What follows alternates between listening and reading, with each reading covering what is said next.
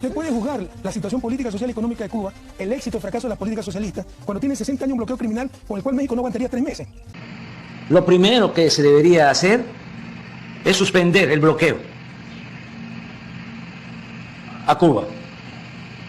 Ordenándole a Estados Unidos que se acabe el bloqueo a Cuba, pero como ellos son el imperio, no le paran para nada a las resoluciones de Naciones Unidas.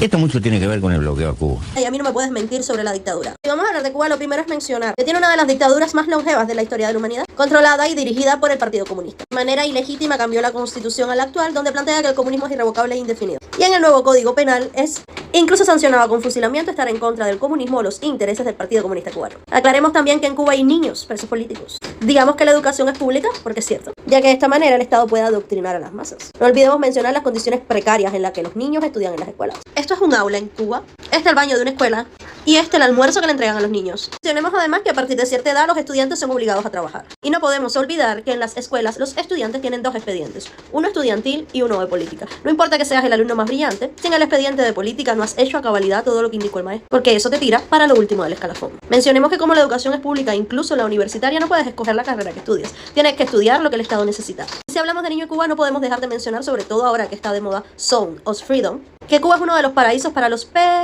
y que muchas veces las mismas madres son las que le inculcan a los hijos la idea de prostituta.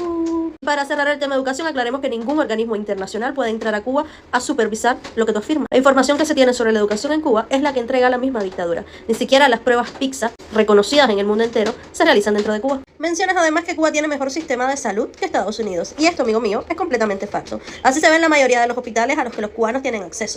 Porque sí, Cuba es una potencia médica para la medicina extranjera, o al menos ese es el discurso que vende la dictadura cubana. ¿Y por qué te preguntarás tú? Porque una de las mayores fuentes de ingreso de la dictadura cubana es vender médicos como esclavos del siglo XXI. Con solo poner en Google médicos cubanos denuncian explotación, te sorprenderás de la inmensa cantidad de denuncias. Pues, porque tu posición sesgada no te quiere dejar ver. Facebook es la red social que más ocupan los cubanos, está llena de denuncias de hospitales que se caen a pedazos, porque a pesar de que la dictadura factura millones vendiendo médicos cubanos a otros países y se queda con el 90% de dicha venta y al médico solo le entrega 10 alegando que el resto del dinero se necesita para mantener la salud pública en Cuba, los hospitales de los cubanos se caen a pedazos. No haga abasto. No podemos dejar de mencionar que la mayoría de los utensilios que se utilizan dentro de un hospital son arcaicos y están descontinuados en la mayor parte del mundo. Este, por ejemplo, sería el tratamiento de un asmático en Cuba. En muchísimas ocasiones la carencia por el desabastecimiento por parte del Estado es tanta que si llegas a un hospital y necesitas inyectarte un medicamento, tienes que llevar tú mismo tu jeringuilla. Que esto es lo que pasa cuando un Estado ofrece gratuidad.